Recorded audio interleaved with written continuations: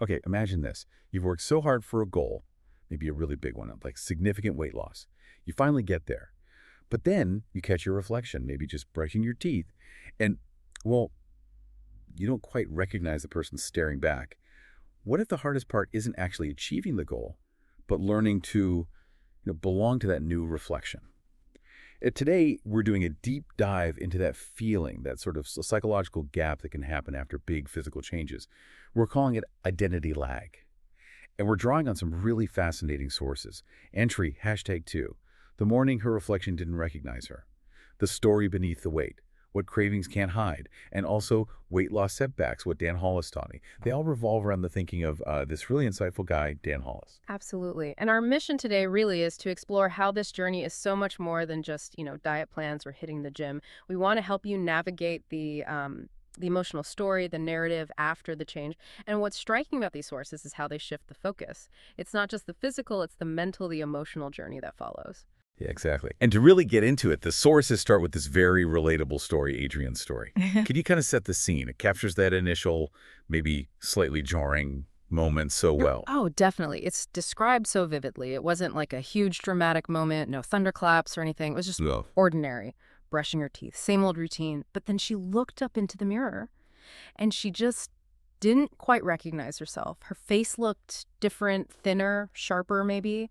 Her eyes seemed, I don't know, older but also newer somehow, like a layer was gone. And she apparently told Dan Hollis later that even though things were going well, physically, she'd been using semaglutide, which the sources mention helps with weight management.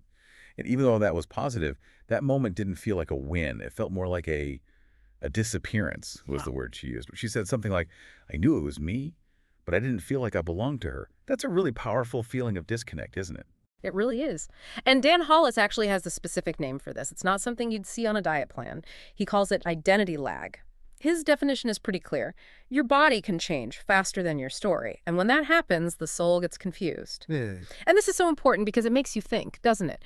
Why do we tend to just skip over this part, this mental adjustment phase? That's such a good point, because Dan highlights something really counterintuitive.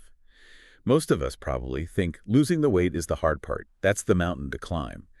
But Dan argues, and the sources echo this, that the real crisis often happens after. When the constant hunger isn't there anymore, the old habits, maybe the comforting ones, start to fade. And like Dan says, the armor drops. Hmm. Adrienne wasn't necessarily sad about the weight itself being gone, but about losing the version of herself who had carried it. She knew how to be that person. Now it was like, well, a body in transition and a mind without a map. The goalposts just shifted, didn't they? Exactly. And that really leads us to Dan Hollis's sort of core idea here. Weight loss is biology. Staying there is narrative. That just changes the whole game, doesn't it? It means the physical stuff, well, that's just the starting line. The real ongoing challenge is crafting that new story for yourself. And if that new story isn't quite there yet, if the body's changed but the mind hasn't caught up, that's where this other concept comes in, identity grief. It's that quiet feeling after the initial excitement wears off. People literally say things like, the weight came off, then I realized I had no idea who I was without it. You definitely don't see that in the before and after pictures online. It's much more internal. Precisely. And in that quiet space, when the initial high fades, something else can pop up, but differently. Dan Hollis talks about how hunger doesn't just disappear, it shapeshifts. It turns into things like memory or confusion or just space. And he has this really crucial line, people don't relapse into hunger, they relapse into confusion.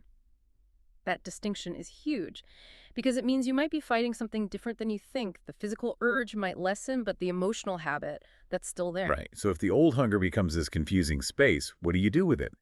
Dan's advice is you build and you scaffold. You kind of stitch new rituals into old routines.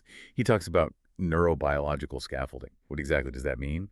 He says support isn't just nice, it's necessary scaffolding. Yeah, it's such a great term.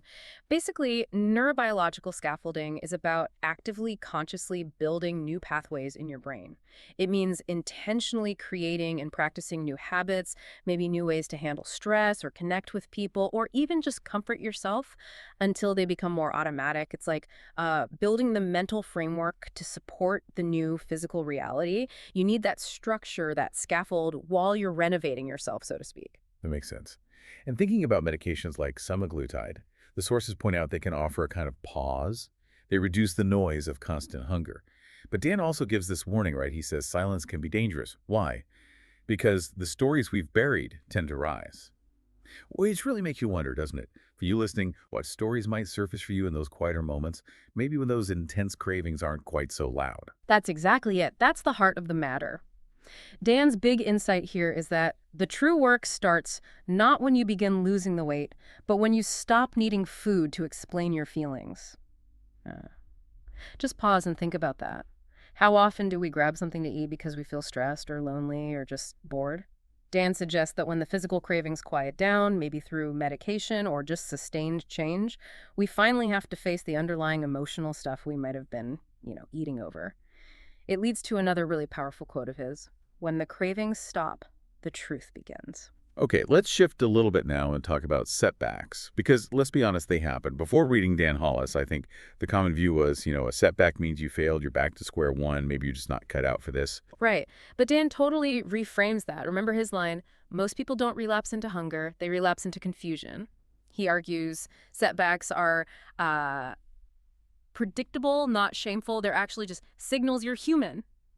This is such a refreshing perspective. It's not about failure. It's your body and brain trying to figure things out, trying to recalibrate to this new normal. The sources use this great analogy. Weight loss isn't like walking a straight line. It's more like a spiral staircase. You might feel like you're going past the same point again, maybe facing a similar challenge, but you're actually higher up. You're still climbing, still moving forward overall. Exactly. And hitting a plateau. Dan would say that's not you doing something wrong. It's just your body catching up, maybe Right. your metabolism asking for grace, a natural pause.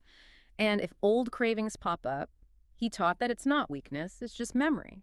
An old neural path lit up, asking if it still mattered. The amazing thing is, now you have the power to answer differently. You can acknowledge that memory without acting on it in the same old way. Wow, that really changes everything, doesn't it? It means a setback isn't proof that the medication failed or that you failed. It just means, like Dan said, the story you were telling yourself still needs updating. It's a signal to check in, not give up. And that, right there, is the Dan Hollis difference, as the sources put it. He taught people how to see a setback not as a final judgment, but as a series of questions. Okay, what am I feeling right now? What do I actually need?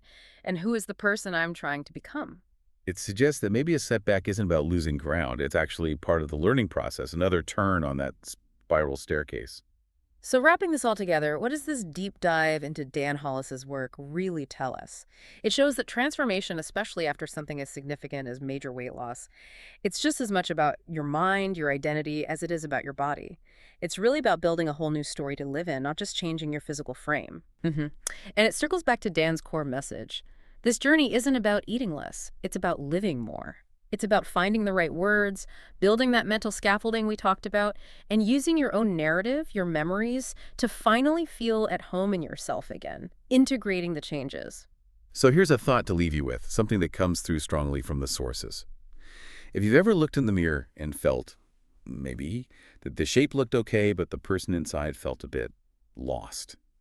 If your own reflection sometimes feels more like looking at a stranger than coming home, you're really not alone. You might just be in that part of the story, that crucial part where you're learning how to belong to yourself again. The old, familiar hunger might be fading. But something else, maybe something more honest, is starting to arrive. The advice seems to be, let it in.